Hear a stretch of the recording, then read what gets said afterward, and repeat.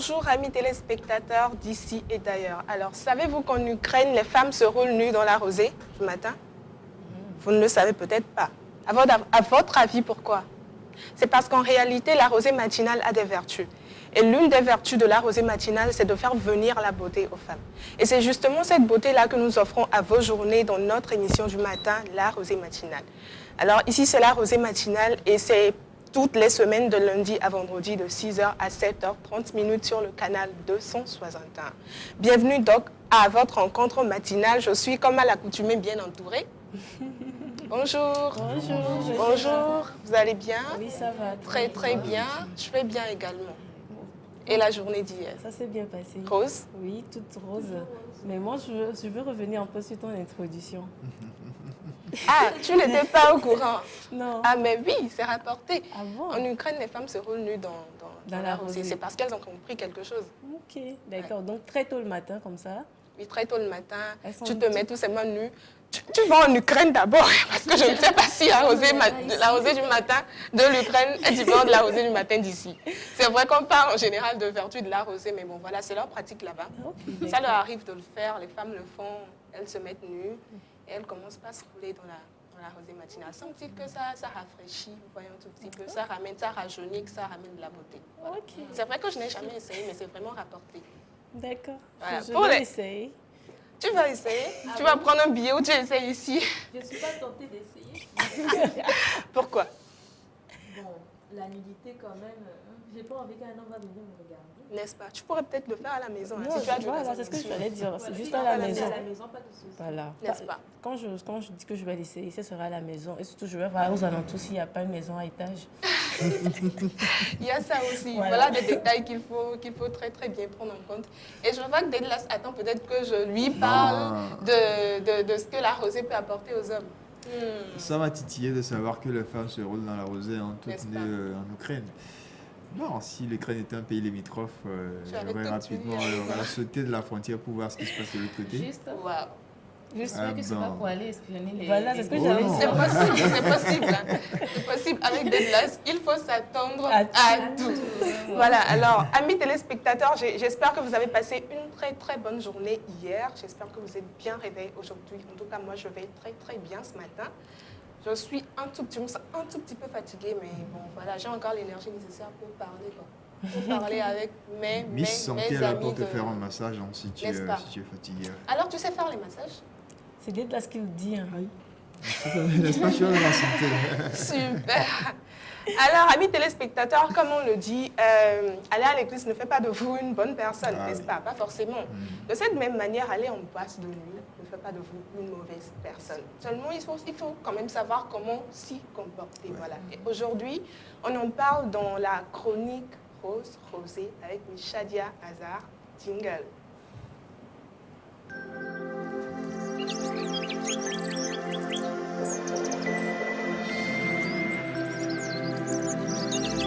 Rosée matinale, l'univers du savoir. Vous utilisez les portables et vous ignorez les conséquences. Sticker GIA anti-radiation. Ça, c'est pour les portables. Sticker GIA anti-radiation. Parce que c'est ça qui nous rend malades souvent. Il suffit de coller ça là. Coller le portable sur le dos. Et les Béninois ignorent ça. 2000 francs seulement pour sauver ta vie. Hein, Asia? Pour nous épargner les risques de cancer, les fatigues générales, les insomnies causées par l'utilisation des portables et appareils électroménagers, optons désormais pour les autocollants anti-radiation EMR.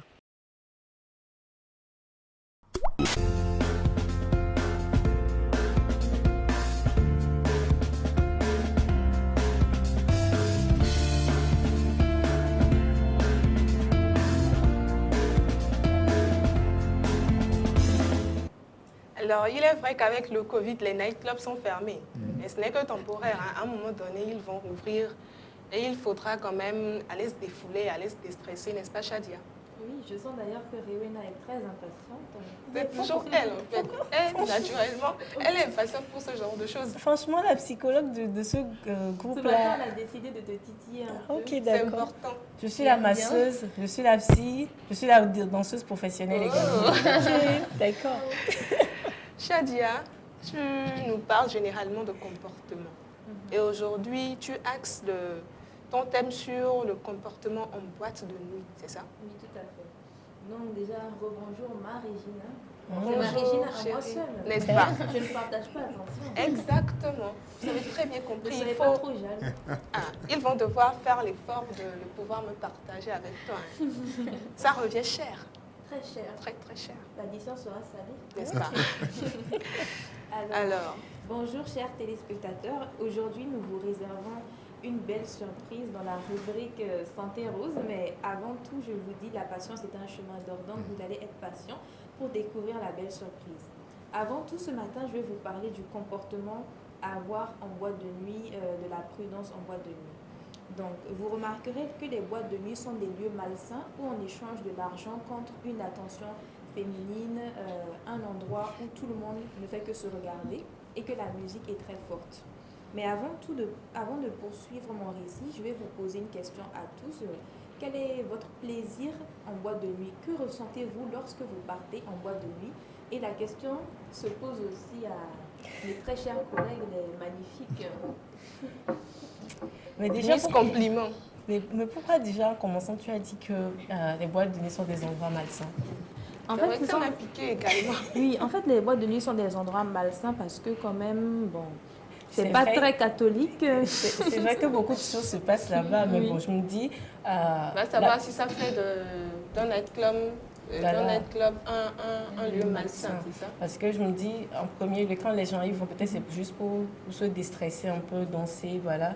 Passer un bon week-end, En pourquoi fait, pas, mais... c'est ce qu'on se dit en soi. Mm. On veut aller en boîte de nuit pour passer un bon week-end. Mais lorsque vous arrivez là-bas, peut-être il peut y avoir des pervers là-bas, Ouais, je ou bien des hommes dangereux, une bagarre, une fusillade en boîte de nuit. Il se passe plein de choses en boîte de nuit. Donc c'est pour ça que je décris ça comme un endroit malsain avant tout. D'accord.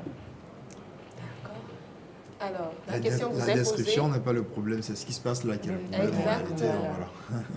Bon, moi je dirais que je suis pas trop boîte de nuit. Boîte de nuit. Ouais, je suis pas trop boîte de nuit. C'est vrai, je dirais pas que je suis jamais allé non plus. Hein. J'ai déjà fait quelques tours en boîte, mais quand on prend Trans-Enceinte, c'est-à-dire une année, on peut compter peut-être 2 ou 3 fois, hein, 3 reprises que moi je suis allé en boîte. Hein. C'est pas un truc que je fais souvent. D'ailleurs, je n'aime même pas le public. Je suis un homme de public, d'accord, on est dans les médias et tout, mais je ne suis pas trop public en fait. Parce que là où il y a beaucoup d'attroupements, beaucoup de personnes, j'évite un peu. Tu te sens mieux dans ta Voilà quoi, solitude.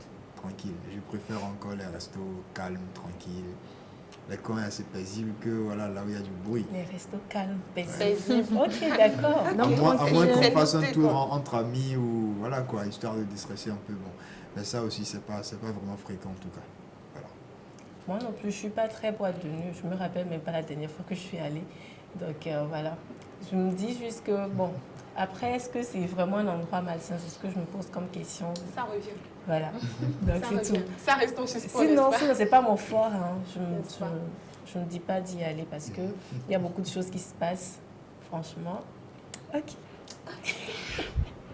Moi, je dirais qu'à chacun sa manière de se déstresser Ah oui, et de oui. s'amuser. Il y a d'autres qui s'amusent en allant en boîte, il y a d'autres qui s'amusent en allant au resto, il y a d'autres qui s'amusent en allant dans les bars.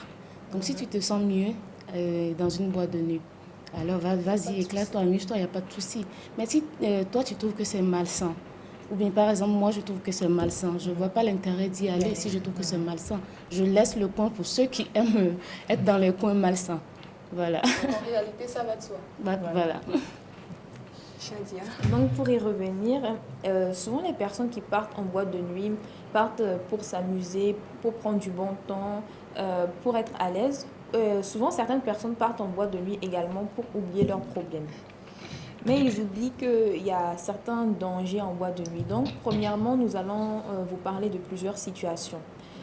Premièrement, en boîte de nuit, il faut vraiment faire très attention à son verre.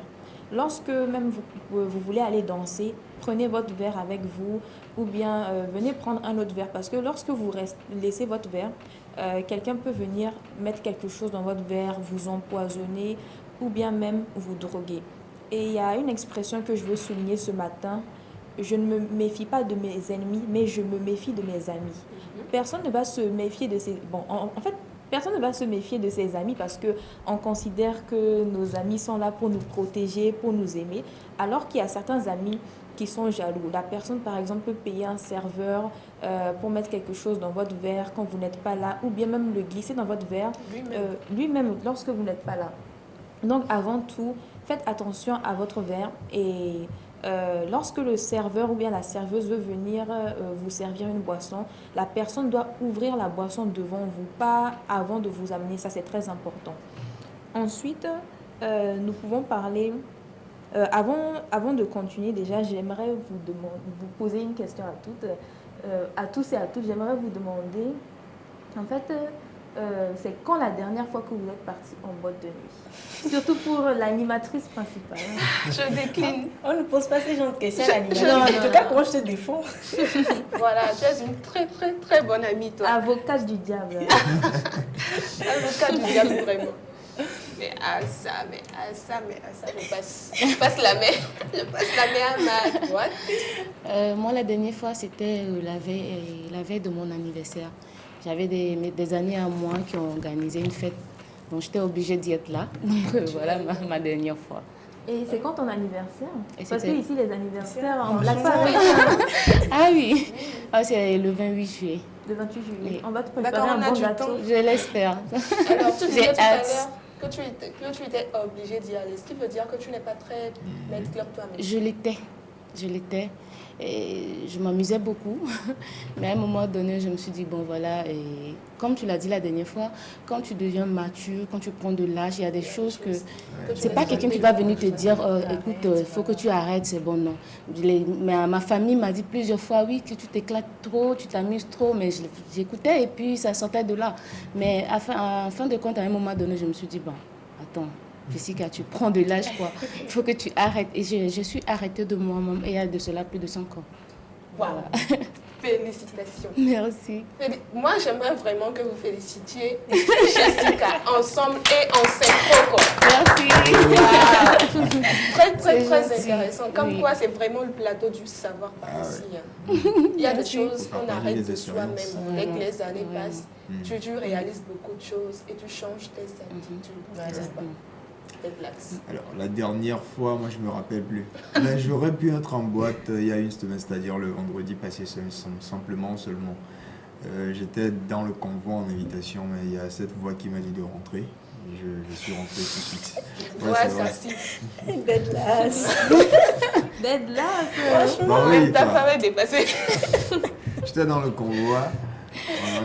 On y était presque en tout cas. Et puis voilà quoi, il y a cette voix qui m'a dit de rentrer. Moi, ça m'amène à un truc. C'est pas le genre de personne avec qui il faut faire des programmes. Franchement. En fait, l'idée à la base, c'était pas d'aller en boîte. Alors, je vous explique un peu comment ça s'est passé. J'étais avec l'artiste que vous connaissez, Setlo. Il est là, il me suit. Salut à toi. Donc, on était dans le convoi, on était en studio d'abord, en début de soirée. Et après, on s'est dit, après le studio, fallait aller quelque part et tout. Et après, voilà quoi, j'ai décliné, je suis rentré à la maison. Parce qu'à la base, on n'avait pas prévu, d'accord, d'aller en boîte. Donc, d'accord. Voilà un peu. Mais pour revenir à ta question, vous savez, moi j'ai déjà travaillé en boîte. Il y a des années auparavant, j'ai bossé donc côté gestion, management, marketing et tout, et puis trucs là en boîte. J'ai fait 1 an dans ce domaine. Je sais comment est-ce que ça fonctionne. Quand vous parliez tout à l'heure de lieux malsains, de deals également, de petits trafics et tout.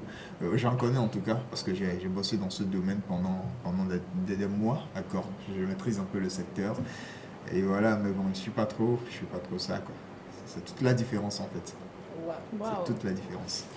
Ce monsieur devient de plus en plus intriguant. Je vous assure. Et je sentais la dame à côté très, très intéressée par tout ce que racontait Deadlass, en fait.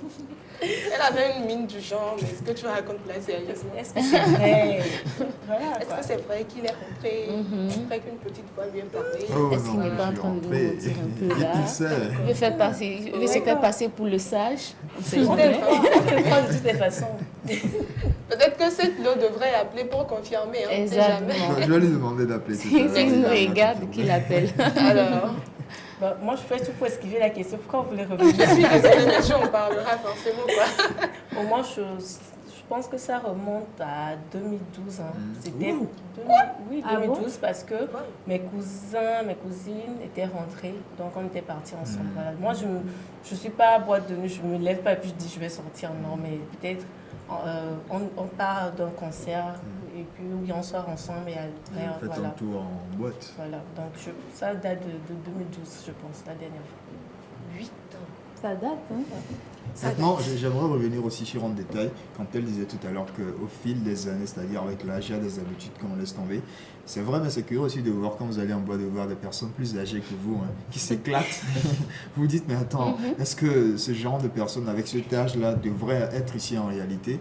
Mais voilà, quoi, après tout, chacun a sa façon de s'éclater. Quand vous voyez des gens qui sont plus âgés que vous, qui viennent en boîte ou qui prévoient d'aller en boîte, surtout avec leurs enfants et leur famille, vous demandez, vous posez beaucoup de questions.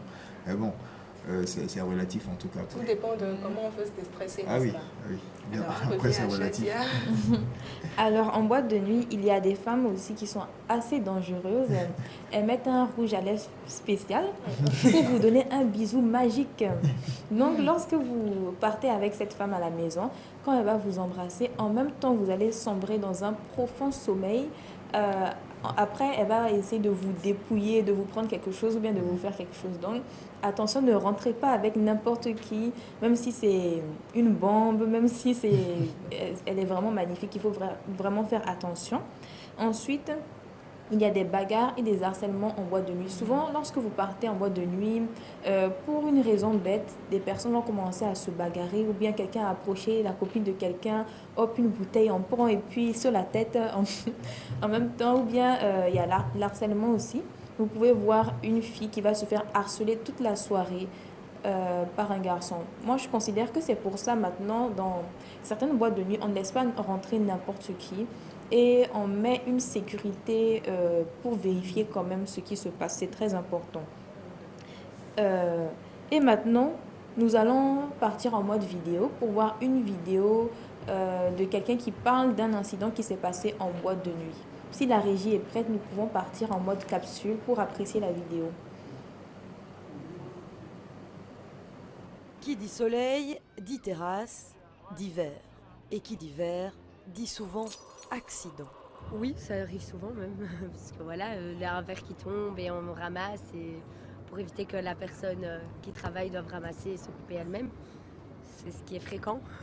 J'ai une amie qui a eu une histoire, mais avec une bouteille plutôt, qui a quand même eu le tranchant voilà, au niveau de la paume. Une amie qui s'était pris un verre sur la tête. Surtout fin de soirée, il y a quand même beaucoup de personnes qui sont complètement arrachées. Et ouais, donc il y a des personnes qui se blessent effectivement, donc ouais, ça peut être dangereux, je suis d'accord. Avec la saison des after-work et des journées à rallonge, vient le combat de Frédéric Rouvet. En janvier, de sortie dans une boîte de nuit bruxelloise, son fils a été gravement blessé. Un verre lui a été jeté en pleine figure. Conséquence, un visage défiguré par une cicatrice de 14 cm. En allant aux urgences à Sainte-Élisabeth, on s'est rendu compte que l'urgentiste nous a dit que tout simplement ça arrivait toutes les semaines ou à peu près des blessures de ce genre. Je me suis dit, ça c'est trop bête. Ce qui est arrivé à mon fils. Si on peut l'éviter, à la fois cette angoisse et cette inquiétude aux parents et aux enfants, si on peut l'éviter pour les autres, faisons-le. Depuis, Frédéric tente de sensibiliser politiques et gérants d'établissements au danger du verre. Message reçu 5 sur 5 par ce patron d'une célèbre boîte de nuit bruxelloise. À partir du 29 juin, exit le verre, bienvenue au polycarbonate. C'est une forme de plastique, ça a été créé il y a assez longtemps, mais on en voit de plus en plus et donc il y a une qualité qui s'améliore, c'est-à-dire qu'il y a une belle transparence, une sensation qui est agréable et c'est incassable. Donc on peut vraiment le jeter par terre, ça ne casse pas. Aujourd'hui il y a des gammes assez complètes aussi qui nous permettent de continuer à travailler dans les bonnes conditions, d'offrir un chouette produit aux gens. Si le combat est lancé, il est loin d'être gagné.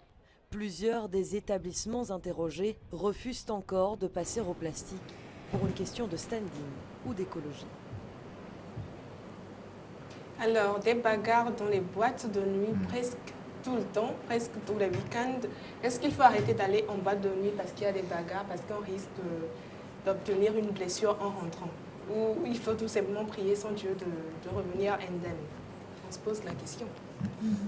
Alors, comme nous avons pu voir sur la vidéo, C'est à peu près une bagarre où quelqu'un, sans faire exprès, a jeté le verre sur le visage de quelqu'un d'autre et ça l'a blessé. Donc, ils sont en train de dire qu'ils sont en train de prendre des mesures pour prendre des verres qui ne se cassent pas, pour faire attention durant les bagarres en boîte de nuit. Donc, maintenant, nous allons jouer un petit jeu qui ne va pas durer. C'est pas vraiment un jeu, mais c'est un jeu. Les jeux sont généralement des pièges. Je la connais pour ça. D'accord. Donc, chacun de vous est le responsable d'une boîte de nuit. D'accord. Je vais vous poser une question précise et une question différente à chacun de vous. D'accord. Nous allons commencer par ma jolie Jessica. Je vais même l'appeler Jessica Alba. Hein. Je t'écoute. D'accord. Nous avons parlé des empoisonnements en boîte de nuit et des gens qui droguent certaines personnes. Est-ce que tu as déjà vu ce genre de situation se passer ici au Togo? Personnellement, non. Mais j'étais en boîte une fois. Il y avait un groupe d'amis. Et j'étais amie avec une des serveuses qui m'a raconté l'histoire. Comme quoi, il y avait une fille qui était sortie avec des mecs qu'elle a croisés dans ses sorties. Donc, elle est venue avec ces personnes-là, alors qu'elle n'a pas connaissance de leur vie, où ils vivent, comment, où et d'où ils sortent. Donc, du coup, elle était partie avec eux. Il s'est avéré qu'elle a été droguée dans la boîte de nuit. Et heureusement qu'il y a une autre fille derrière qui a vu le monsieur en train de mettre le truc quand la fille était en train de danser sur la piste. Donc, du coup, elle est venue vers le monsieur et dit, mais attendez, qu'est-ce que vous faites? C'est devenu... c'était les disputes, les bagarres. Le mec disait que non, c'est faux, elle ment. J'étais juste en train de bien placer son verre et tout. Et ça, c'est fini même jusqu'à la justice. Hein. Parce que la fille, elle était sûre et certaine d'avoir vu ce qu'elle a vu. Donc, j'ai jamais vu, mais j'ai entendu parler. Bah moi, je me dis que la fille a eu la chance qu'elle avait un ange gardien. Voilà, voilà. Elle a dit qu'elle est une femme aussi, qu'elle aimerait que quelqu'un la fasse sortir de ce genre de situation. Donc, quand elle a vu le geste du monsieur, elle est très prudente. Donc, quand elle a vu le geste du monsieur, elle a préféré aller vers le monsieur et l'accuser directement. Comme quoi, c'est Dieu qui protège au final. Ah oui. Ah oui, ah oui. Alors, monsieur Dedlas, responsable de boîte de nuit. Madame Chadia, nous allons vous poser écoute. une question. Alors, comment faites-vous pour fidéliser vos clients dans votre boîte de nuit? Alors c'est simple, on part dans le digital, d'accord. Le système c'est quoi? Vous êtes dans une boîte de nuit où il y a des salons, d'accord, il y a des salons, les gens font des réservations et tout. Vous ciblez ceux qui font des grosses mises, ceux qui achètent le plus. Champagne, vin, whisky également et tout. Vous essayez de prendre leurs contacts, d'accord. Le premier aspect c'est de prendre les contacts, de discuter avec eux, de les caler. Et après, donc, vous leur envoyez des notifications. Chaque jeudi, par exemple, ou vendredi, ils ont des notifications, soit disant, voilà, nous avons telle soirée spéciale ce week-end, nous aimerions que vous soyez de notre côté et tout. Vous essayez de les fidéliser, de les inviter à tout bout de champ pour qu'ils soient là, chaque week-end. Et aussi, on cible aussi les communautés en réalité. Vous savez, par exemple, ici au Togo, on a les communautés tchadiennes, gabonaises, camerounaises, etc. Donc, il y a des communautés qui décident par moment de se faire plaisir, de venir en boîte. Surtout, par exemple, quand on se dit, aujourd'hui, c'est la journée de la fête de l'indépendance du Gabon, il y a les Gabonais à Lomé qui veulent sortir faire la fête. Là, quand vous avez donc les contacts de ces communautés-là, vous les inviter, après leur fête, c'est tout, de faire un tour dans votre local et puis voilà, comme les offrir une soirée assez spéciale. Donc, on mise également sur les communautés, sur les soirées spéciales et également sur des événements spéciaux, si on peut dire. Et puis, sur ceux qui sont beaucoup plus influents dans le domaine, quand ils viennent, dès que vous êtes au comptoir, vous voyez un peu ceux qui achètent le plus et tout, ceux qui ont le jet, comme on dit, vous les ciblez. Vous prenez rapidement les contacts et puis vous essayez de les fidéliser au fur et à mesure. Voilà. Je viens de donner un secret que la plupart des boîtes ou encore des discothèques enfants, c'est un secret en tout cas. Oui. Pour ceux qui nous écoutent, il vous a donné la bonne solution. Voilà. Alors, madame la psychologue, Madame Rewena plutôt. Aujourd'hui, c'est Madame Rewena. Oui, exactement. Parce qu'il y a ma Regina déjà. Donc, à chaque fois, tu changes. Ah, je ne veux pas créer de jalousie. À chaque fois, tu changes. Non. J'espère que je suis la prochaine sur la liste. C'est possible. Elle est bipolaire. Quelles sont les mesures que tu prendrais lors d'une bagarre dans ta boîte de nuit? Moi, je le fais tout simple. Je ne vais pas ouvrir de boîte de nuit. Ça, je le dis en même temps. Donc, je ne suis même pas responsable d'une boîte de nuit. Elle est très douée, hein. Je te promets. Tu détiens une boîte de nuit. Je ne suppose même pas. Je ne détiens. Comme quoi, elle ne va pas répondre, elle ne va pas répondre. Miss, tu as une boîte de nuit. Oui. Voilà. Non, j'en ai pas. Ouais, mais là tu J'ai un cabinet. J'ai un cabinet de psychologue. Donc venez, je vais vous consulter. Venez faire la consultation chez moi. Voilà. Je n'ai pas de boîte de nuit. Alors, la dernière question sera pour l'animatrice principale. Mais attends, je vais pas faire ça quand même. Regina, non, c'est une question qui se pose à la situation actuelle de Covid-19. Comment penses-tu que les responsables de boîtes de nuit tiennent durant ce genre de situation? Faut-il avoir une activité secondaire? Bon, j'aimerais l'avis de l'animatrice sur la chose en tant que telle. Bon, j'estime qu'il ne faut jamais avoir une seule activité dans la vie. Parce que lorsque ça va plomber, vous serez dans de sales états. En fait. Donc, tu as une boîte de nuit, certes, mais tu as également une autre activité à côté. Et maintenant, en temps de Covid, où les boîtes de nuit sont fermées, tu développes l'autre activité, tu ramènes peut-être une seconde activité à l'autre qui était la seconde activité, qui est en fait devenue la première. Moi, c'est ce que je propose. Ah oui, ça, c'est vrai. C'est toujours prudent de ne pas garder, de ne pas avoir une seule activité. Parce que le jour, ça va barder. Ça, c'est clair. Ça ne sera pas l'occasion de faire une reconversion, comme le dirait quelqu'un. Oui, on a remarqué que les boîtes de nuit sont en train de développer des terrasses. Oui. Ouais, on part en mode terrasse, mode VIP, on a 200 D, et puis voilà quoi. Donc, tant qu'il n'y a pas d'activité pour le mode VIP, on reste en mode terrasse et tout. Exactement. Je suis très satisfaite de la question. Merci, j'avais peur. Hein. J'avais très peur parce qu'elle a tendance à piéger les gens. C'est pas un examen. N'est-ce pas? Alors, donc, ce sera tout pour aujourd'hui. Pour conclure, le conseil que je pourrais vous donner à tous et à toutes, c'est de faire très attention lorsque vous partez en boîte de nuit. Faites attention à votre verre, faites attention à votre entourage et avec qui vous retournez à la maison.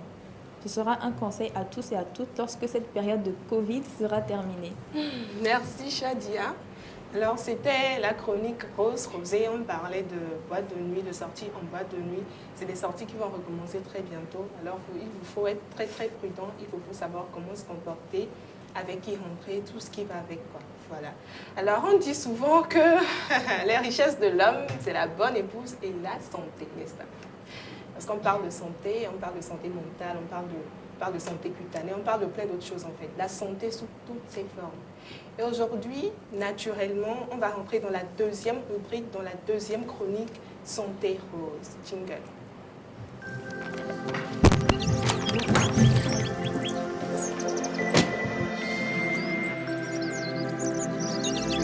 Rosée matinale, l'univers du savoir. Vous utilisez les portables et vous ignorez les conséquences. Sticker GIA anti-radiation. Ça, c'est pour les portables. Sticker GIA anti-radiation. Parce que c'est ça qui nous rend malades souvent. Il suffit de coller ça là. Coller le portable sur le dos. Et les Béninois ignorent ça. 2000 francs seulement pour sauver ta vie. Hein, Asia? Pour nous épargner les risques de cancer, les fatigues générales, les insomnies causées par l'utilisation des portables et appareils électroménagers, optons désormais pour les autocollants anti-radiation EMR.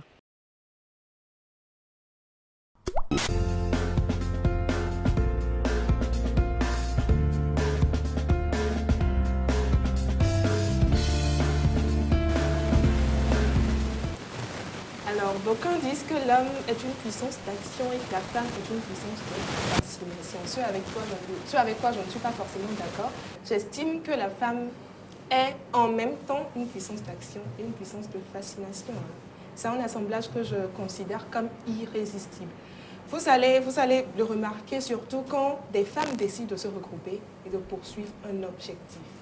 Et aujourd'hui, justement, on a sur ce plateau une invitée surprise qui représente tout un groupe, le mouvement Girls Motion. Bonjour. Bonjour madame. Tu vas bien? Oui, je vais bien. Très bien. Je vois. Réouena, je te reviens. Oui. Tu vas bien? Je vais très bien. J'ai un cabinet, j'ai pas de boîte de nuit. Tu ramènes ça quoi. Comme quoi c'est la santé avant tout. Voilà. Alors, déjà bonjour chers téléspectateurs. J'espère que vous allez bien, que vous avez passé une agréable nuit. aujourd'hui qui parle de 10 décembre, pas de la journée mondiale des droits de l'homme. Et vous êtes sans savoir que nous sommes tous égaux et libres comment dirais-je, devant la loi en fait. Et malheureusement, nous vivons dans une société où la loi de la jungle, la loi du plus fort est la meilleure. Cette loi fait en sorte que beaucoup plus les femmes sont marginalisées, les femmes autant que les enfants. Et pour lutter contre l'élimination des violences faites à l'égard des femmes, ONU Femmes a organisé 16 jours d'activisme qui prend fin aujourd'hui. Donc c'est la raison pour laquelle aujourd'hui dans la santé rose, nous avons décidé d'avoir une invitée sur le plateau qui lutte pour qui fait la promotion des droits de la femme. Nous allons également parler de l'impact psychologique qu'a cette violation sur les femmes. Alors, merci beaucoup d'avoir accepté notre invitation. Merci beaucoup aussi pour l'invitation. C'est rare que les médias nous donnent l'opportunité de pouvoir parler de ce que nous faisons. N'est-ce pas? C'est tout le plateau de la Rosée Matinale qui vous remercie. Bienvenue chez nous. Merci beaucoup. Je vois que l'ambiance est bonne. Depuis le début, je vous suivais. Je pense que je vais devenir une fidèle de l'émission. Super. Et nous espérons que vous passerez de temps à autre également pour nous développer certains... Nous, on est prêts à passer autant que vous voulez. N'est-ce pas? Merci bien.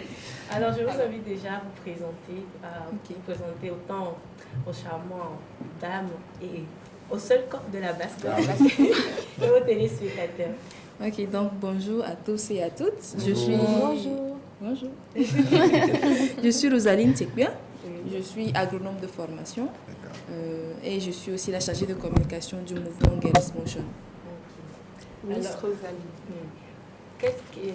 le mouvement Girls Motion veut dire quoi? Qu'est-ce que vous faites? Vos objectifs? Le mouvement a été créé quand? Voilà. On a fait très simple. Oui. Girls Motion, ça veut dire mouvement de filles. Parce que au début, je vais raconter la genèse en fait. Donc tout a commencé avec l'initiative Les filles au commandes de plan international Togo, dont je suis lauréate et quelques-unes d'entre nous aussi.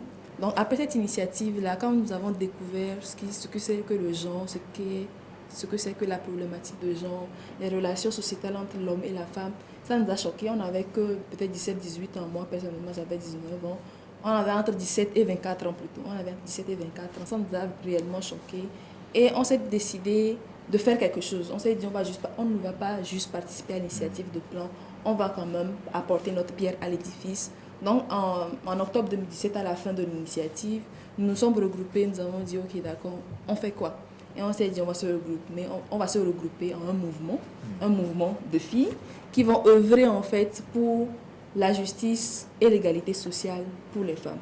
Donc l'objectif est simple, on cherche l'égalité et la justice sociale pour les femmes. L'égalité genre en fait. Pas la suprématie du genre féminin, pas la soumission totale du genre masculin, juste l'égalité simple et nette. Alors le mouvement Girls Motion, c'est une organisation de filles, par les filles et pour les filles qui collaborent avec les hommes. Voilà, vous collaborez avec les hommes, c'est ce que moi j'aimerais savoir. Okay. Comment se fait cette collaboration? Et pourquoi avec les hommes? Parce que ce n'est pas une guerre.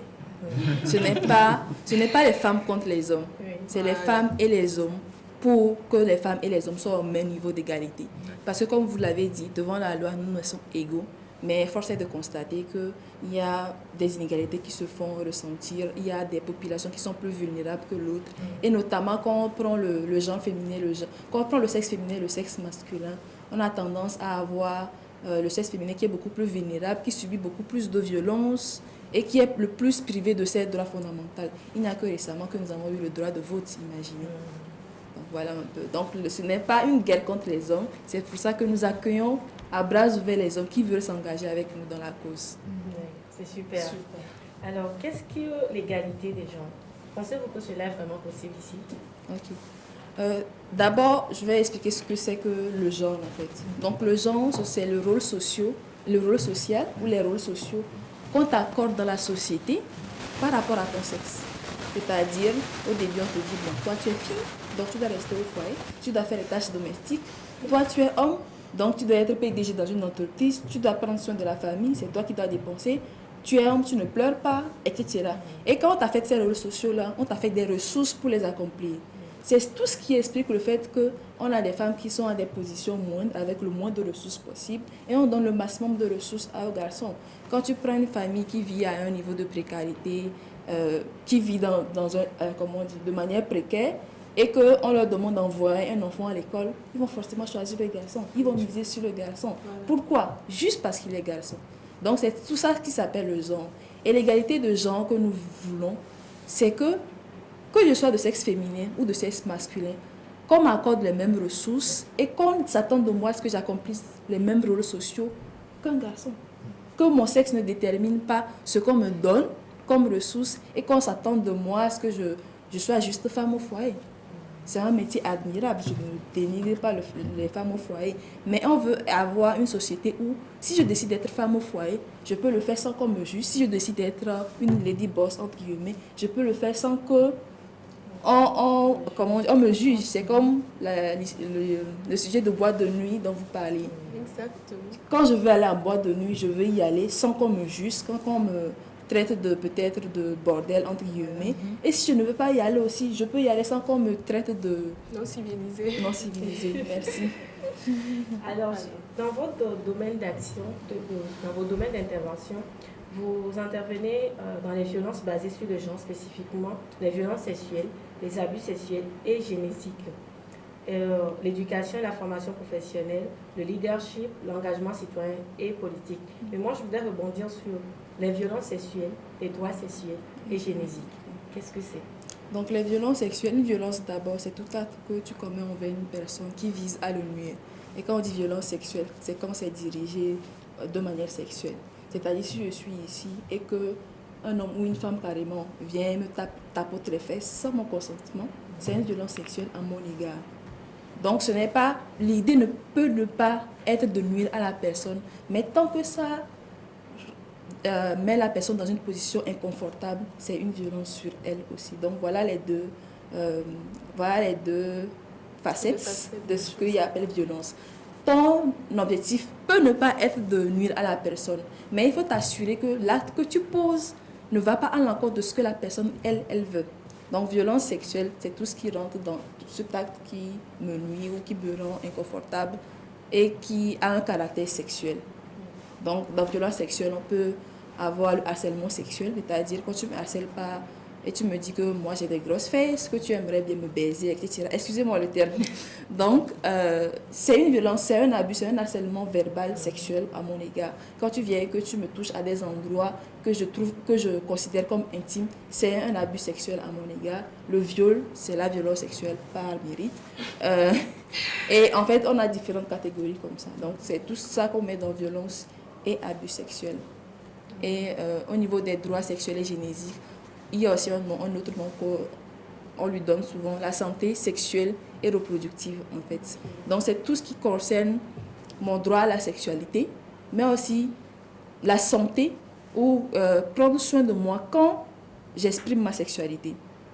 Donc déjà, pouvoir accorder, quand on prend droit à la sexualité, c'est avoir le choix entre est-ce que je veux être active sexuellement ou pas. Est-ce que c'est à moi de décider. Donc, que je veuille avoir ma première expérience sexuelle ou pas, ce n'est pas à une autre personne de décider. Parce que quand on prend les études, la majorité des jeunes filles ont été déviergées, pas par consentement en fait. C'est pour ça qu'elles sont à risque d'avoir le HPV, le papillomavirus en fait.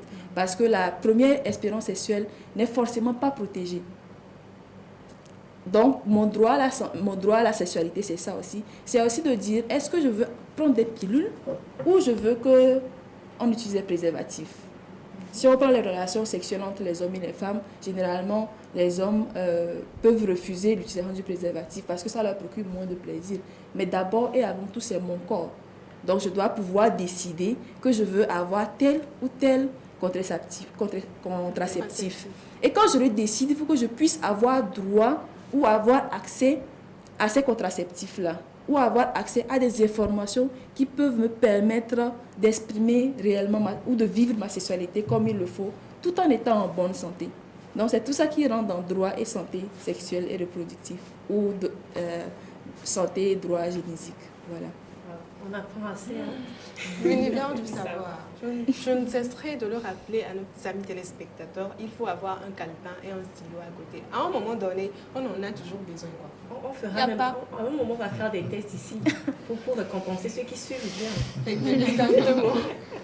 Alors déjà sur le terrain, comment se fait le travail concrètement? Est-ce que c'est juste une sensibilisation digitale ou vous allez vers la population?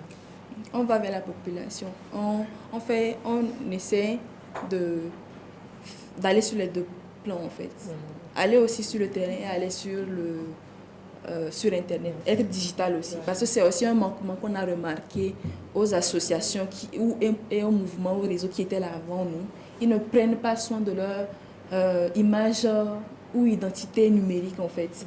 Alors que c'est quelque chose qui peut avoir un vrai poids par la suite, en fait, si tu veux faire des activités, surtout à l'extérieur, pour être reconnu et tout ça. Donc, nous accordons une attention particulière à tout ce que nous mettons en ligne. Et nous essayons aussi à chaque fois que nous faisons une activité sur le terrain, pouvoir le documenter en ligne, pas seulement pour informer les gens, mais aussi pour générer de nouveaux engagements.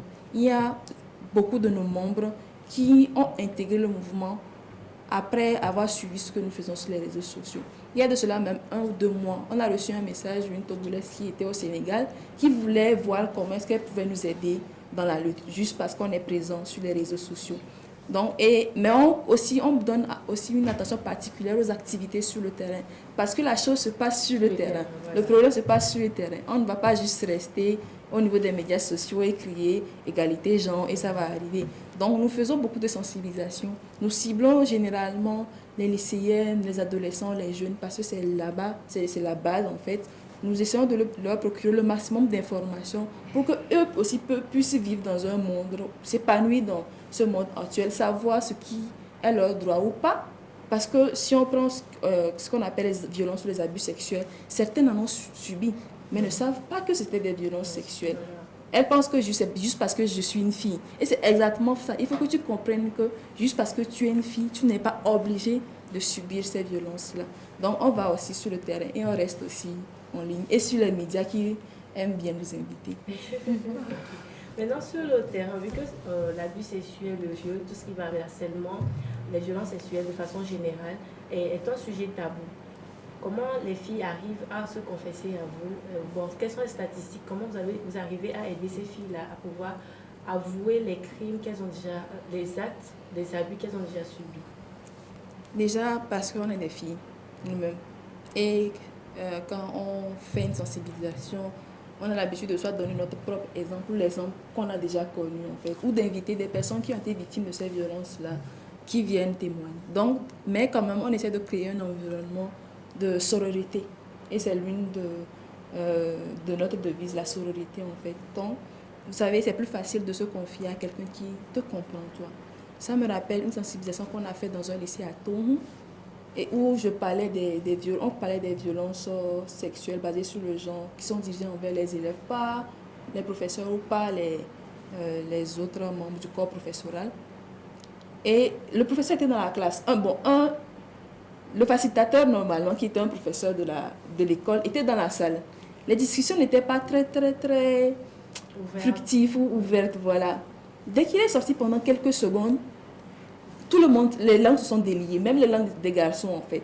Apparemment, il y avait un professeur de physique qui invitait, même le professeur qui était là dans la classe, demandait aux filles de venir lui faire la lessive à la maison. Et quand tu y allais, il peut parfois te toucher ou trouver des excuses pour te toucher. Il y a eu des dénonciations en fait. Et quand il est revenu dans la salle par après, je lui ai demandé de sortir pour pouvoir parler avec les enfants. Même comme hier, j'étais avec certains enfants de la rue pour parler de santé sexuelle et reproductive. Et quand leur coach est arrivé, la tension est retombée. Donc j'ai poliment demandé au monsieur de sortir. Quand vous êtes entre jeunes, quand vous êtes entre filles, ça arrive facilement à venir. Maintenant, c'est difficile de pouvoir parler de ce sujet-là peut-être avec tes parents. Parce qu'on vous voit comme ceux qui viennent, entre guillemets, gâter leur enfant. C'est vous qui venez leur parler de la sexualité et tout ça. Ce n'est pas ça en fait. Mais c'est que si on prend toujours le domaine de la santé sexuelle et reproductive, plusieurs jeunes sont sexuellement actifs sans savoir ce qu'ils font. C'est pour ça qu'on a autant de personnes qui meurent d'avortements, de grossesses précoces, etc. Ils ont découvert la sexualité très tôt. Maintenant, il faut leur donner les outils pour pouvoir la vivre et la garder en bonne santé et en vie à nos côtés. Donc c'est pour ça, on ne vient pas faire l'apologie de la sexualité. On vient juste donner les bonnes informations pour que tu puisses décider si je veux être actif sexuellement, le faire dans un environnement sain pour que toi-même tu sois en bonne santé. Donc la pilule passe assez difficilement au niveau des parents, mais nous avons quand même des facilitateurs qui peuvent parler en EV. Par exemple, moi je ne m'exprime pas trop bien en EV quand il s'agit de ces sujets-là. Je suis Eva, mais il y a d'autres membres comme Elsa qui devait être là, comme Joséphine, qui arrivent à s'exprimer bien en EV, qui sont aussi des mamans en fait, de jeunes filles, de jeunes garçons, qui arrivent quand même à avoir cette proximité avec ces parents-là et pouvoir leur expliquer calmement. Donc voilà un peu comment on fait pour contourner cet aspect tabou de la chose. Alors, déjà, quel accompagnement psychologique vous offrez plutôt à ces jeunes filles-là qui ont déjà été victimes de violences ou d'harcèlement? Pas accompagnement psychologique en tant que tel, pas en tant que psychologue dans ton cabinet, etc. Mais bon, nous essayons d'abord et avant tout d'être à l'écoute. Parce que certaines, quand elles sont victimes, elles veulent juste pouvoir parler à quelqu'un qui puisse les comprendre, en fait. Et on est à l'écoute. C'est pour ça aussi qu'on arrive facilement à avoir des cas, des signalements de cas. Mais on est aussi en partenariat avec d'autres organisations, comme le JF2D, qui, eux, ont carrément une structure, un centre d'écoute et qui accompagnent psychologiquement et juridiquement les victimes, en fait. Donc, si on parle du JF2D, par exemple, si vous connaissez une femme victime de violence, vous l'envoyez là-bas. C'est un centre d'écoute. C'est tout ce qui se passe là-bas complètement anonyme.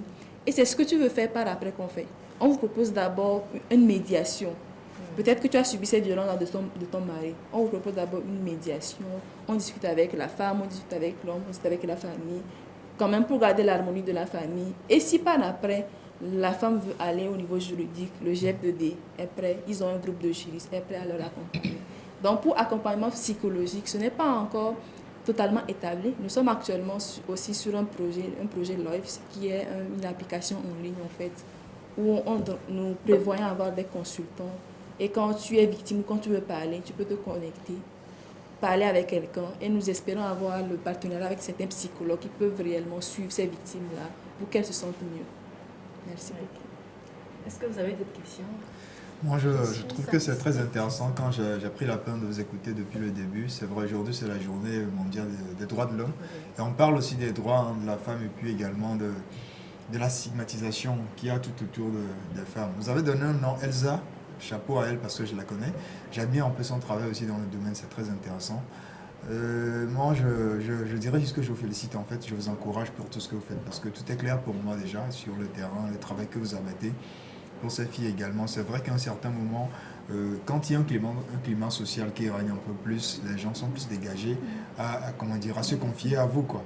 Et là, vous avez remarqué ça le plus tôt et vous adaptez ça aux situations dans lesquelles vous intervenez. Là, c'est très intéressant. Chapeau à vous. Merci beaucoup. Merci beaucoup. Tout ce que j'ai à dire, c'est félicitations. Vraiment, vous faites du bon boulot. C'est pas facile, surtout d'aborder les familles qui ne veulent rien attendre. Tout ce que j'ai à vous dire, c'est félicitations et courage. Merci beaucoup. Ça fait chaud au cœur d'entendre toutes ces félicitations-là. Bon, moi, je reviens à la même chose. Je la félicite. Je vous félicite avant tout. C'est pas un travail facile et tout. Peut-être souvent même les parents auront une certaine réaction, vous venez gâter leurs enfants. Mais avant tout, c'est un sujet du genre, on doit vraiment parler de ça, on doit sensibiliser les gens. Donc, je vous encourage à continuer. Merci. J'aimerais rebondir, si vous permettez, sur une thématique. Quand on parle d'émancipation de la femme, et puis on parle également d'autonomisation de la femme, et on revient donc à l'égalité. C'est vrai qu'aujourd'hui, il y a des controverses. D'autres pensent qu'on ne dirait plus vraiment égalité en tant que telle entre hommes et femmes, mais il faut plutôt dire émancipation ou autonomisation. Vous êtes d'avis pour ce genre de controverse aussi? Je pense que c'est le terme qui rend le plus à l'aise les hommes qu'ils veulent écouter. Quand on parle d'émancipation de la femme, autonomisation de la femme, ça ne va pas encore au niveau de l'égalité. Parce qu'au niveau de l'égalité, il faut que l'homme soit prêt à perdre certains privilèges et que la femme aussi de son côté soit prête à perdre certains privilèges. Mais c'est plus l'homme qui se voit perdre des privilèges. Quand on explique juste ce que c'est que la culture du viol, ce que c'est que le viol en soi, ou ce que c'est que le consentement, certains peuvent se retrouver dans une position de potentiel violeur, ce qui les braque totalement. Donc, ils disent que non, tous les hommes ne sont pas comme ça, etc.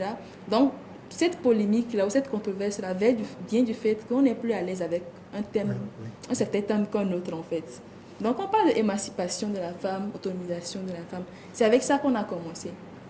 C'est avec ça qu'on a commencé. Parce qu'il y a aussi un thème qui s'appelle l'équité genre, qui est le traitement de l'homme et de la femme sur la base des inégalités qu'elles ont déjà subies.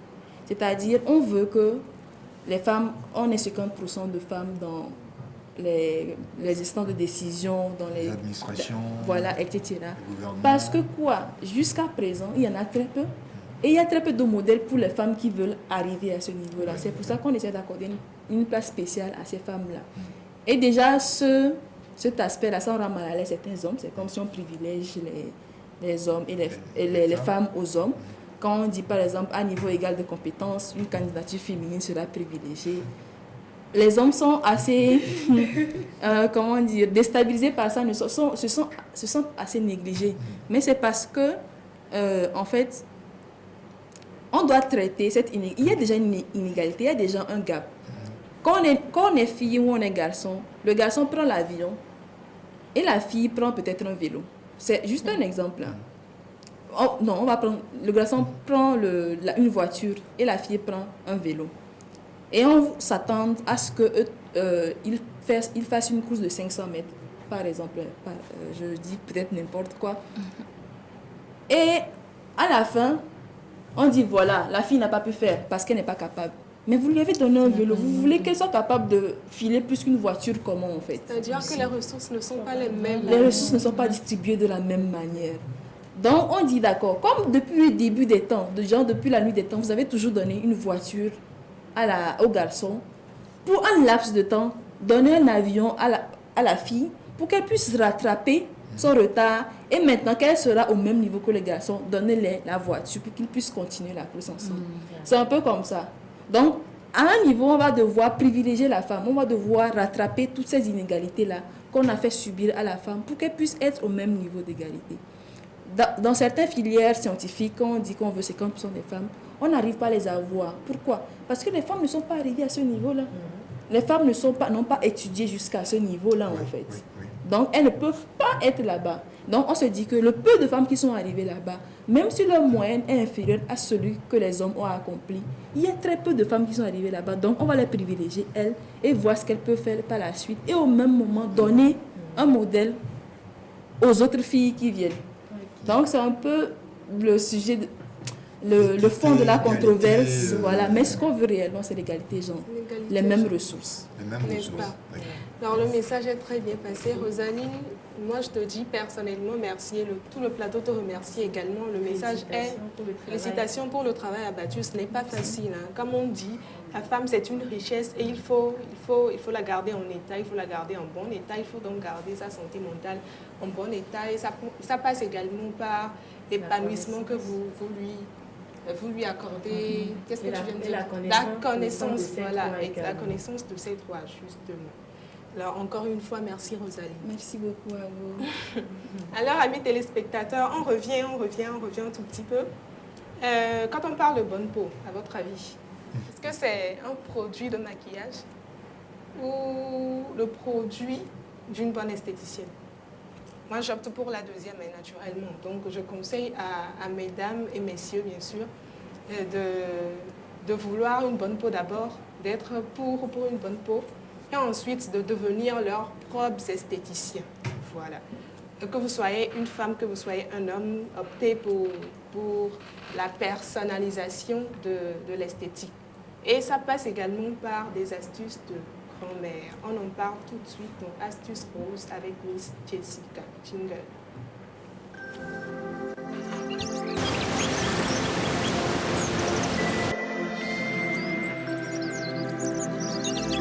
Rosée matinale, l'univers du savoir. Vous utilisez les portables et vous ignorez les conséquences. Sticker GIA anti-radiation. Ça, c'est pour les portables. Sticker GIA anti-radiation. Parce que c'est ça qui nous rend malades souvent. Il suffit de coller ça là. Coller le portable sur le dos. Et les Béninois ignorent ça. 2000 francs seulement pour sauver ta vie. Hein, Asia? Pour nous épargner les risques de cancer, les fatigues générales, les insomnies causées par l'utilisation des portables et appareils électroménagers, optons désormais pour les autocollants anti-radiation EMR.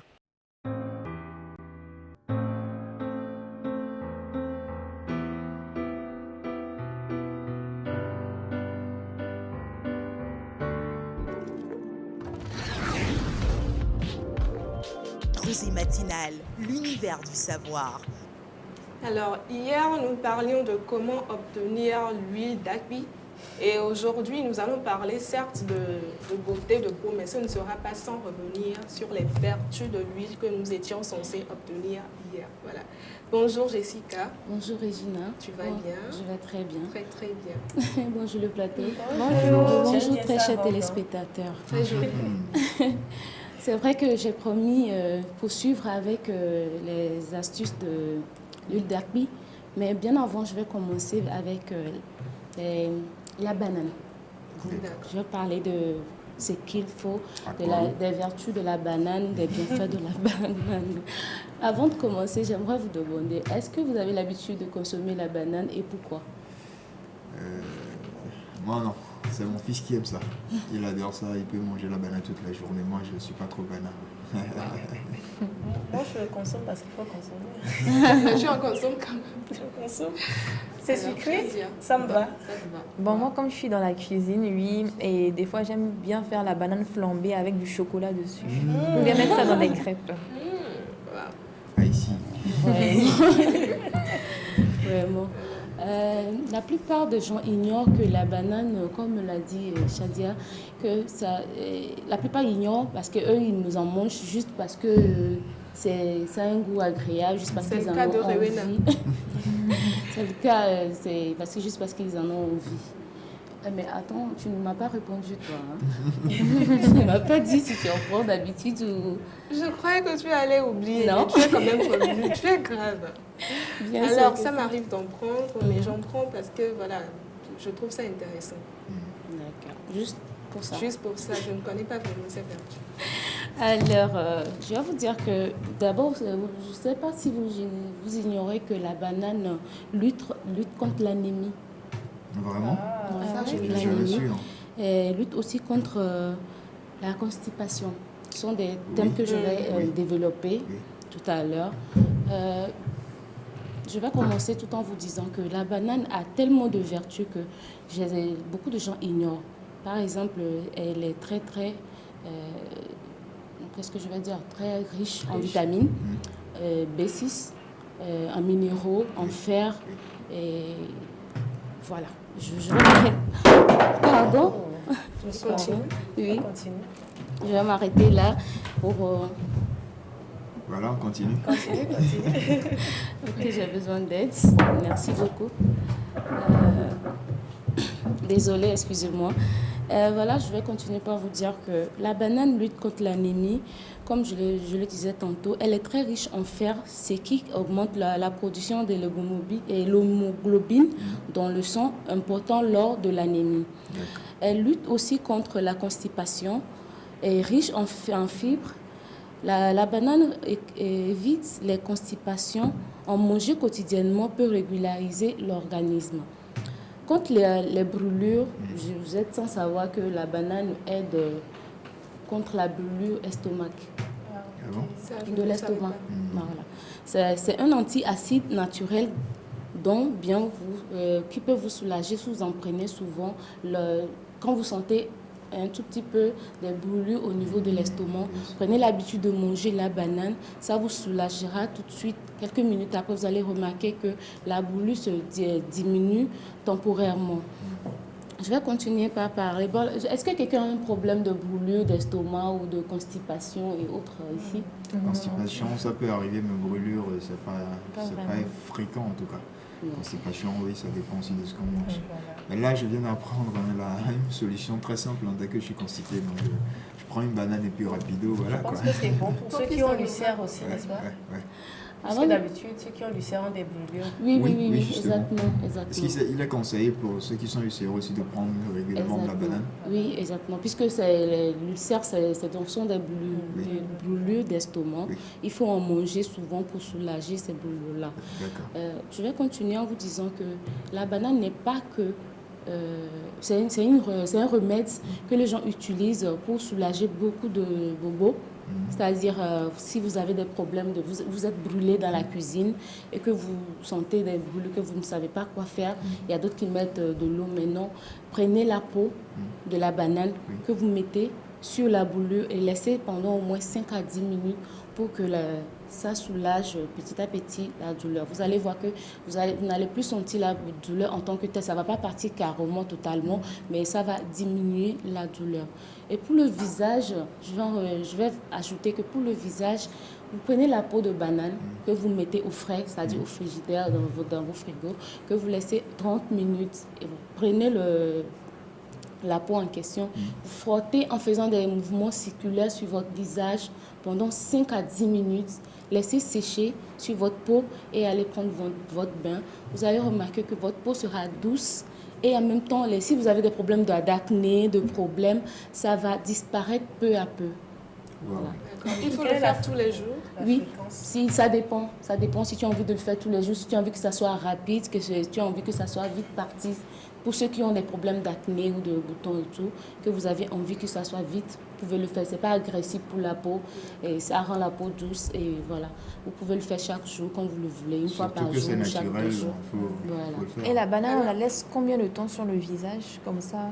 Après avoir frotté sur le visage, tu laisses pendant 5 à 10 minutes sur le visage, mais maximum 15 minutes avant d'aller prendre votre bain. C'est-à-dire le temps que ça sèche. Vous allez remarquer que ça sèche sur le visage et vous allez prendre votre bain ensuite. D'accord. Est-ce que c'est pour tout type de peau? Bien sûr, c'est pour tout type de peau. Puisque ce n'est pas agressif, donc toutes les personnes, que vous soyez clair, que vous soyez teint noir, teint marron, peau grasse, peau sèche, vous pouvez, peau grasse, peau sèche, vous pouvez utiliser. D'accord. Voilà. Je vais continuer par vous dire que pour... les problèmes de constipation. Qu'est-ce que vous devez faire? Prenez une tranche de banane que vous coupez, mixez-le dans un mixeur et là vous allez obtenir une pâte homogène que vous mettez au feu.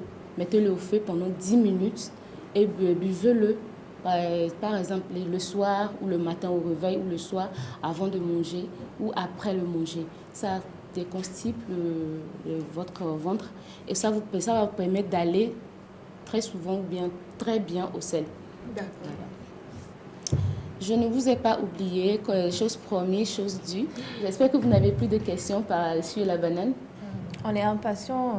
Justement, je sais que c'est le sujet le plus intéressant. Chose promise, chose due. Comme je l'avais promis hier, je vais vous parler de l'huile de Akpi. L'huile d'Akpi que voici. Et je vais combiner avec l'huile de fenugrec. Voilà. Vous avez l'huile d'Akpi et l'huile de fenugrec. Je vais en revenir une autre fois pour vous parler des vertus et des astuces concernant le fenugrec.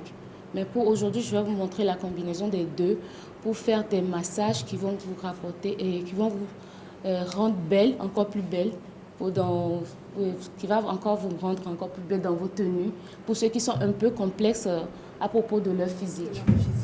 Alors, dites-moi, c'est pour les filles sur ce plateau, dites-moi, est-ce que vous êtes satisfaite de votre volume de poitrine?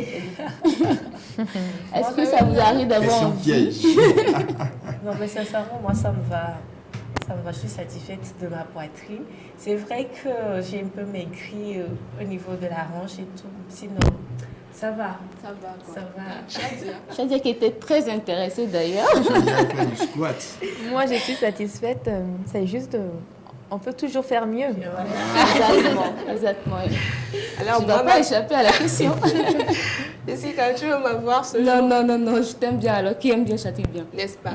J'adore quand tu me donnes des réponses. Pour être tout à fait honnête, s'il y avait même possibilité de diminuer ma poitrine, moi, je diminuerais ma poitrine. Sérieux. Ah oui? Parce que là, par exemple, j'ai perdu du poids et quand je perds du là, j'ai perdu du poids. Et quand je perds du... Je suis une fan de la svelte en fait. Donc quand je perds du poids, je vois que c'est joli. Et maintenant, je vois que ma poitrine, bon, elle n'a pas perdu du poids. Voilà, je fais ça bien. Et sérieusement, moi, s'il y avait bizarre, possibilité, justement, ça c'est un truc bizarre. S'il y avait possibilité, j'aurais diminué ma poitrine. Mais tu l'aimes Donc quand même. c'est... Ça te complexe Oui, pas. hein, T'es ça ne me complexe. complexe pas Voilà. du tout. D'autant plus que c'est une jolie poitrine. Je confirme. Est-ce que tu confirmes ou pas? Moi, Qu'elle a je une ne pourrais belle pas poitrine. confirmer parce que Pourquoi pas? ça irait dans un autre débat. Hein. N'est-ce pas? Voilà. Ça fait pas de mal, un peu de compliments quand même. On vient de parler des Ben, C'est pas très complément d'accord. Elles sont toutes jolies sur le plateau. Voilà, quand je les adore. Tu fais tout court. Tu as dit Tu ne veux pas elle, tu as dit elle, attention. Tu as dit elle. Vous êtes Voilà. toutes Oh. jolies sur le plateau. Voilà, La je jalousie les pas adore. excellente. Non. Voilà.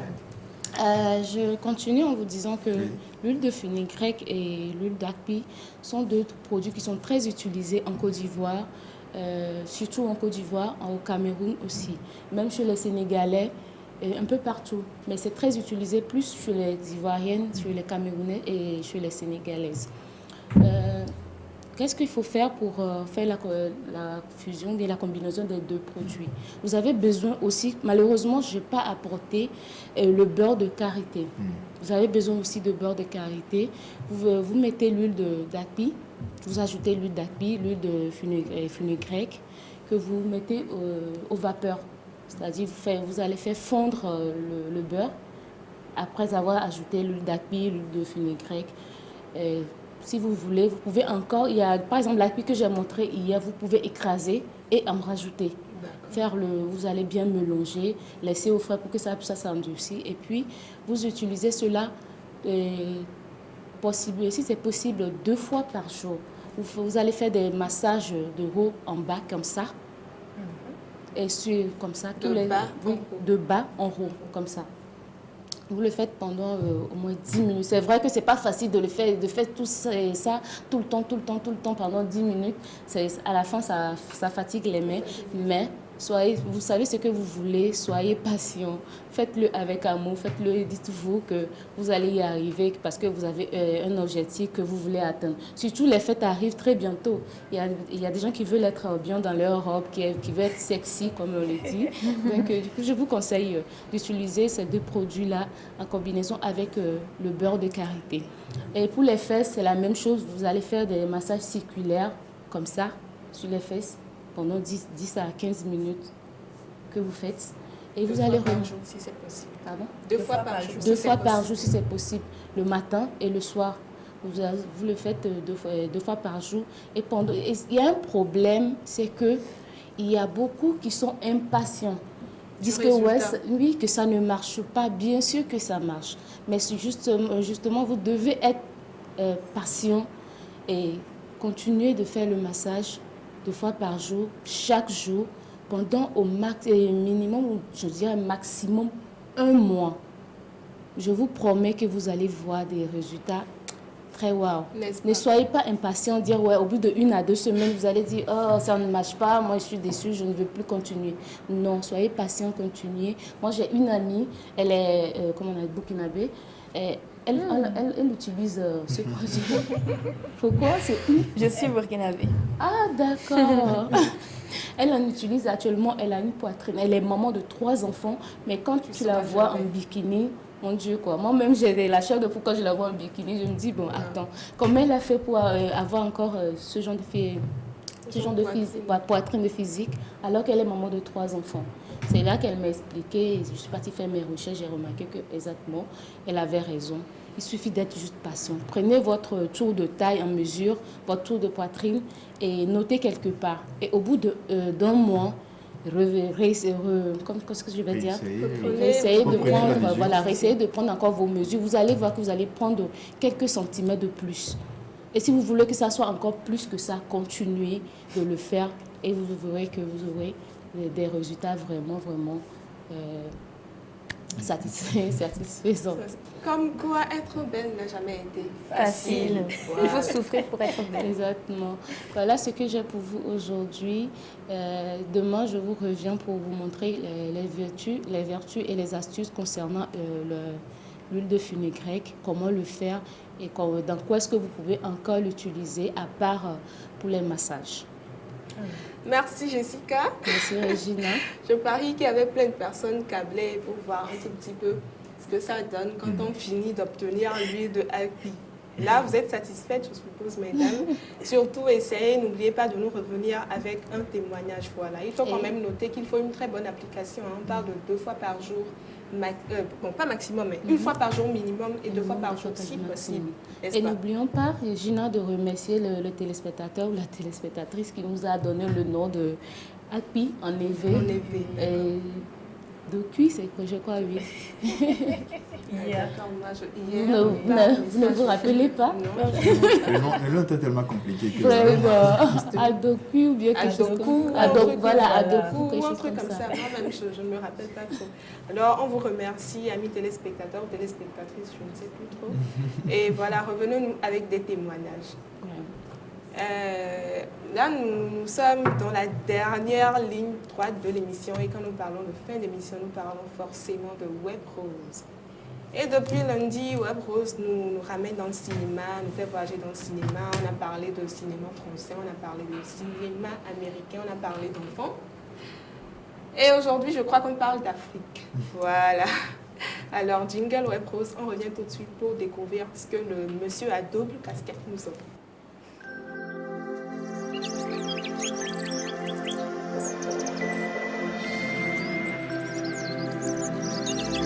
Rosée matinale, l'univers du savoir. Vous utilisez les portables et vous ignorez les conséquences. Sticker GIA anti-radiation. Ça, c'est pour les portables. Sticker GIA anti-radiation. Parce que c'est ça qui nous rend malades souvent. Il suffit de coller ça là. Coller le portable sur le dos. Et les Béninois ignorent ça. 2000 francs seulement pour sauver ta vie. Hein, Asia?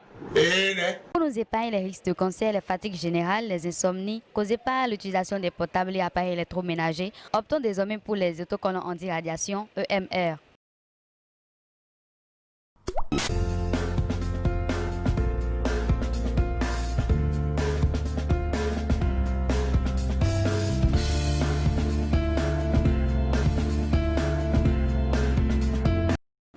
Alors voilà, nous savons garder le meilleur pour la fin. Et c'est avec le monsieur à ma gauche. Bonjour les Blacks.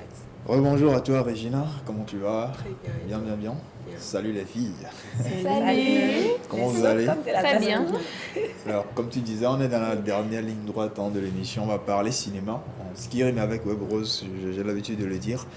Alors, histoire. Raconte. Histoire. Raconte. Voilà.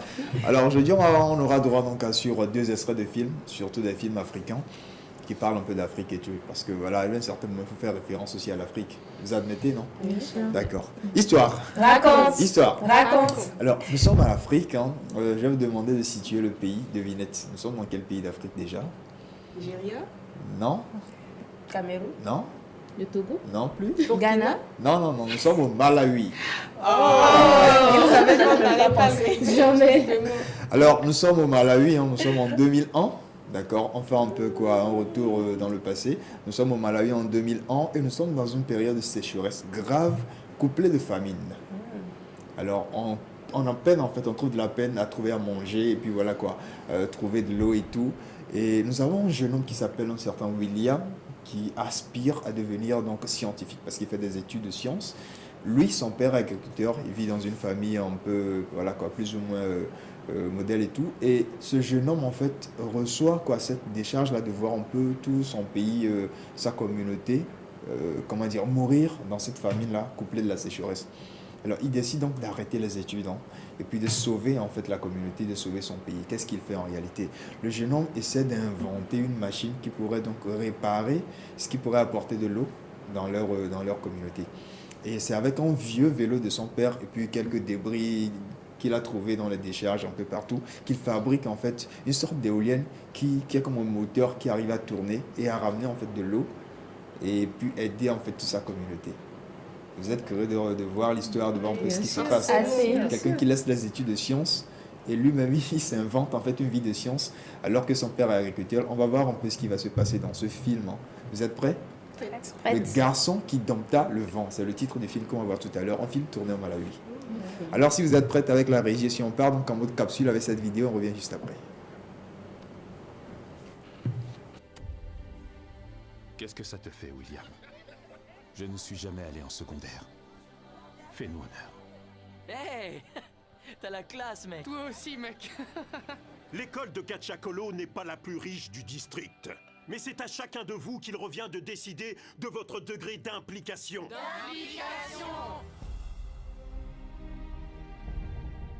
Les pluies sont arrivées tard cette année. Et maintenant, il n'y a plus d'arbres. Le Malawi devra faire face à une très longue période de famine.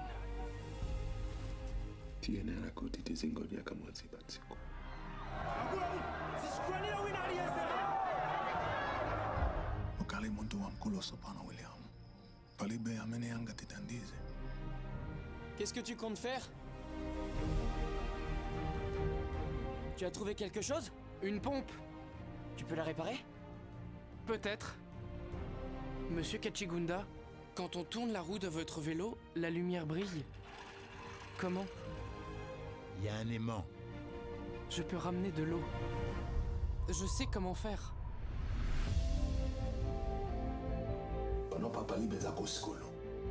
Si on reste ici, on mourra. Non! Si on a de l'électricité, on pourra planter pendant la saison sèche.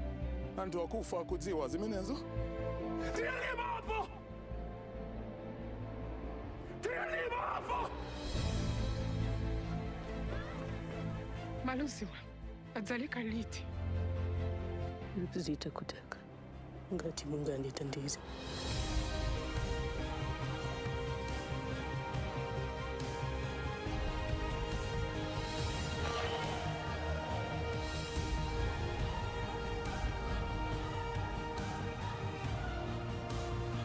Sibalota wa baba ndilibeza kulota.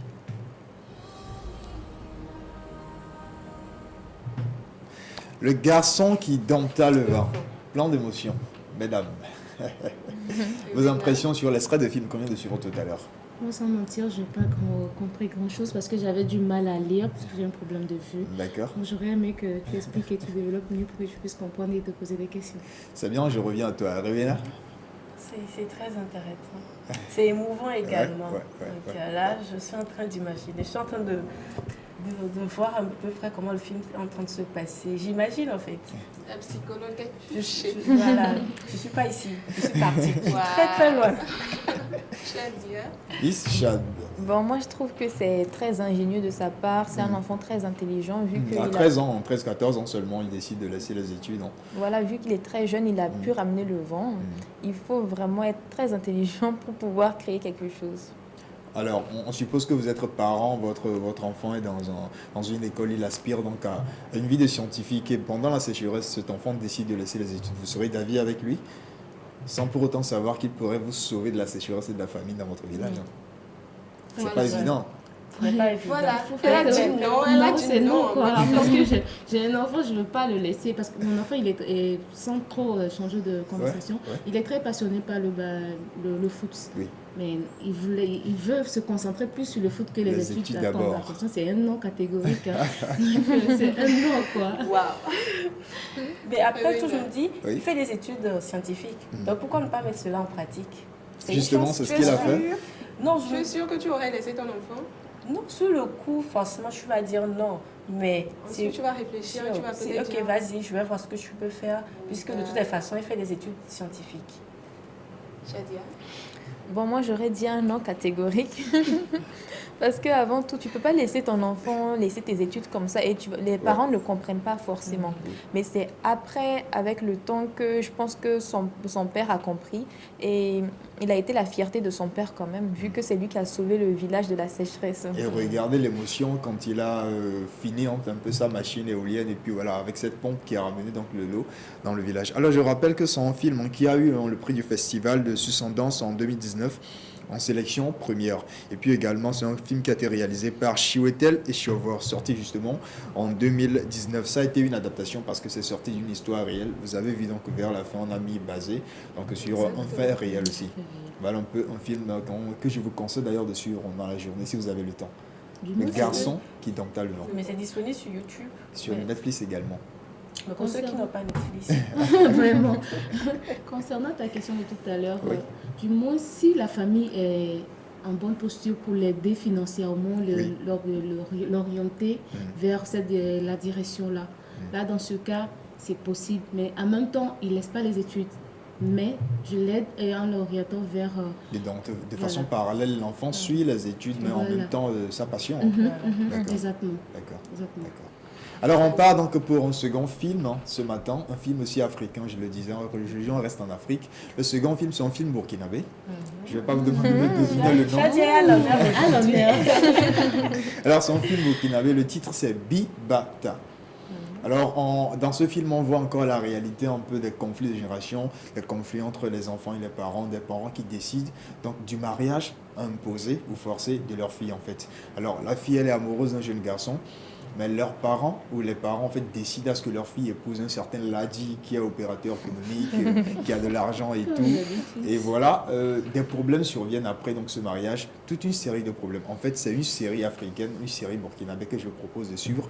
On va suivre l'extrait qui a pas moins de 2 minutes en tout cas, une minute je dirais. Et puis on revient après pour décrypter parce que vous êtes des femmes. Mariage forcé, ce n'est pas bien du tout. Voilà. On part donc en mode capsule avec cette série, ce film, en long métrage burkinabé et on revient juste après. Chérie, je vais te dire quelque chose. Il y a plein de femmes dehors là qui voudraient être à ta place. Mais toi, je ne sais pas ce que tu cherches. Tu sais, c'est l'argent qui fait tout maintenant. Pour le moment, je n'ai pas de maîtresse. Si tu n'arrêtes pas de m'emmerder avec ça, ça pourrait bien arriver, ma très chère Jalila. Aladji. Ah oui.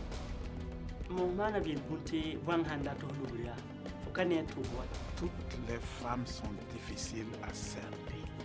C'est une loi, c'est comme ça. Je souhaite que tu quittes Ladji. Et va retrouver tranquillement ton Ismaël. C'est pour ça que tu ne prenais pas mes appels, c'est ça? Ah non, non. Tous tes appels là, ça c'est du réseau. Le réseau a une jolie couleur. Est-ce que tu as quelque chose à voir avec la grossesse? Mais maman, il a pris ma femme avec la grossesse. Maintenant que tu m'as déclaré la guerre, sache que je suis prête pour cette guerre.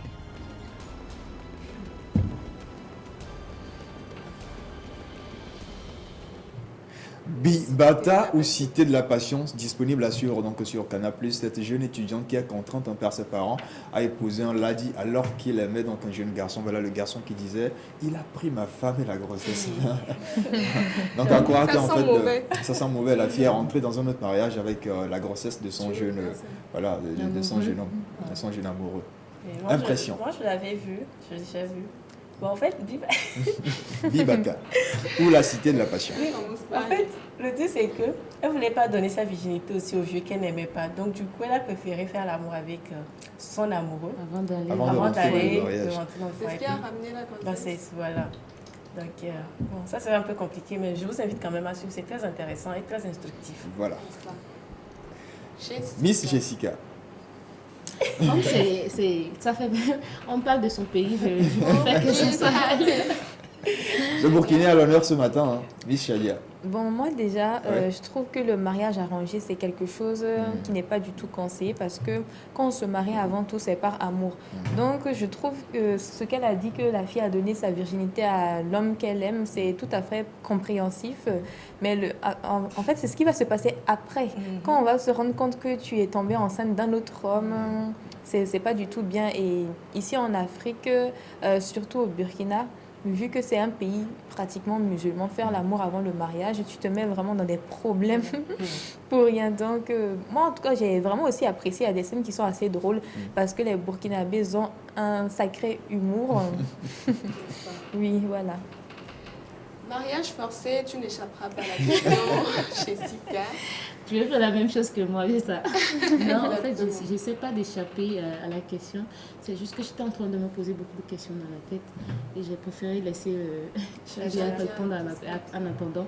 En fait, c'est très triste que les gens continuent de forcer leurs enfants à faire des mariages forcés ou à... Surtout quand c'est un ladie, un opérateur économique qui a beaucoup de jet. Oui. Finalement, c'est comme si les parents, moi je considère que ces parents qui font ça, ils n'aiment pas leur enfant. Comment tu peux aimer ton enfant et l'obliger à aller rester dans un foyer pendant toute sa vie? Et c'est possible parce qu'ils le font pour toute la vie. Oui. Pendant toute sa vie, avec un monsieur qu'elle n'aime pas, c'est vraiment un vieux en plus. Non, c'est vraiment triste que les parents fassent ça encore de nos jours. C'est l'argent qui parle, Jessica. Oui, mais et le bonheur de ton enfant, le bonheur de ta fille. Les parents disent que l'amour va finir après. Et si ça ne vient pas, et si ta fille est triste, tu vas faire quoi? Aller la chercher dans le foyer ou bien la forcer encore à rester ou bien l'encourager à rester? C'est ça en fait. Et ces genres de trucs arrivent souvent dans les pays musulmans. Dans les pays musulmans. C'est triste et c'est vraiment je crois qu'actuellement ça n'est plus comme avant. À se rabaisser, oui, ça s'est abaissé un peu par rapport à avant. Histoire. Raconte. Histoire. Raconte. Bon voilà, c'était les 2 films africains que j'ai pour vous aujourd'hui à vous proposer pour suivre. Ambi Bata, ce film burkinabé, et puis L'enfant qui dompta le vent également. 2 films à suivre aujourd'hui, donc dans la journée si vous avez le temps. On se retrouve demain pour d'autres choses aussi, chers téléspectateurs. Nous sommes à la fin de cette rubrique, dans la dernière ligne droite de cette émission. On se retrouve demain, je suis Deadlas Diao, comme d'habitude. Merci Deadlax, la signature toujours en moi. Faut terminer. Merci Deadlax, Diao, Mister Web Rose. Voilà. Alors le plat d'aujourd'hui a été consommé en totalité. Mot de fin, Révéna. Alors moi j'invite chers téléspectateurs, surtout les filles, à prendre conscience de leurs droits et leurs devoirs en vue d'être assez épanouies dans la société. Jessica. Je vais dire tout simplement merci aux téléspectateurs qui nous ont suivis jusqu'à la fin. On se retrouve demain pour d'autres astuces. Soyez branchés et vous ne serez pas déçus. Shadia. Alors avant tout, ayez un bon comportement pour rester en société et merci de nous encourager chaque matin. C'est vraiment très gentil de votre part. Ne soyez pas trop d'un conservateur, laissez vos enfants se marier à qui ils veulent, puis suivez ceux qui veulent aussi faire la passion à côté des études. Voilà, bye bye. Alors, amis téléspectateurs, ils ont tellement tout ramassé que je n'ai plus rien à dire. Gardez-vous tout simplement en bon état et une bonne santé mentale. Voilà, c'est très important. Passez une très très bonne journée et ramenez de bonnes choses à la maison pour les enfants. Voilà, comme je le disais hier, il n'y a rien de mieux que d'offrir un sourire à un enfant. Passez une très bonne journée. Nous remercions l'équipe derrière et l'équipe sur le plateau. Voilà, bye bye. Bye bye. Bye bye.